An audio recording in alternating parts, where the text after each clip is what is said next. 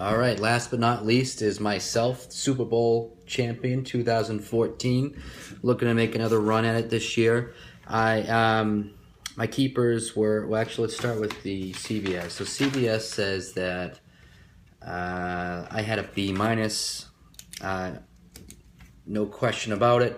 I think everyone would expect me to say that I would be getting an A plus here, and you're right. I think I drafted very well this year. ODB in the 16th round, Ben Roethlisberger in the 12th. I think it's great value for Roethlisberger and clearly for ODB. Let me tell you, it's nice knowing your quarterbacks locked up already, particularly with the 12th round heading into the draft. To start the draft, I was expecting to get Mario Forte with the first pick. Ended up with Murray. Would have probably preferred Forte. Is a little bit safer, but he may be just as great this year. I think people might have been shocked a little bit I didn't keep Dez as a keeper, but wouldn't you know it, I ended up with him with my second pick. Actually, kind of on that subject, one of the nice things about being in the 10th spot here is that I always took who I thought had keeper potential on my second pick, my second back-to-back pick, because it's the next round down. So in hopes that if, whatever one had the higher potential for next year, it was one round later. So it's nice to kind of be able to know what two guys you wanted and then flip them around based on who had bigger potential for a keeper. So Landry, I was ecstatic to get Landry in the third round. He's going to be my steady Eddie, hopefully getting 10, 15, 15 points will be a good week for him, but a solid 10, 12 points a week would be, I'd be happy with that. Fourth round, I went with Foster. He is injured, and there's no real clear indication when he's coming back. Might be 2 weeks, might be 4 weeks, might be even longer than that. They're now saying end of September, early October is the latest on him. But in the ninth round, I picked up Alfred Blue. So up until he comes back, I have the starting running back in Houston.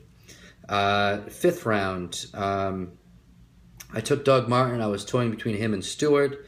Went with Doug just because of some good news come out about him. In the sixth round, I took Cooper again because I should say again I took Cooper based on he looked good the one preseason game I saw him, all his potential. Quite frankly, I didn't think about Devontae Adams. That might have caused me to think about that pick a little longer. Probably, I'm not sure if just given that Cooper has potential for a keeper next year, I probably still would have gone Cooper, but it would have been real tough for me to make the decision between Cooper and Adams there. Happy with my 7th and 8th with Watkins and Coleman. Again, potential keepers next year. 10th round, I grabbed Jordy Nelson. 11th round was probably the only pick that I was really not happy with, David Johnson. I don't know if what's going to make out of him. I'm sure he'll be the first one to drop off my team if a good waiver wire comes my way.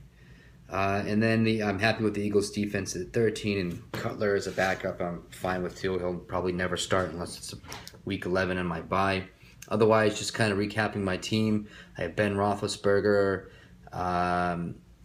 Arian Foster / Alfred Blue, DeMarco Murray, Des Bryant, Odell Beckham, Jarvis Landry. As I mentioned, I think me, Paul, and Andy have the top 3 running backs. Although, once Arian Foster comes back, I'm loving Foster and Murray. And, happy with some of the potential I have on the bench between Cooper, Watkins, Martin, and Coleman. All right, then. That's it for the keepers. I'll do a recap of everything.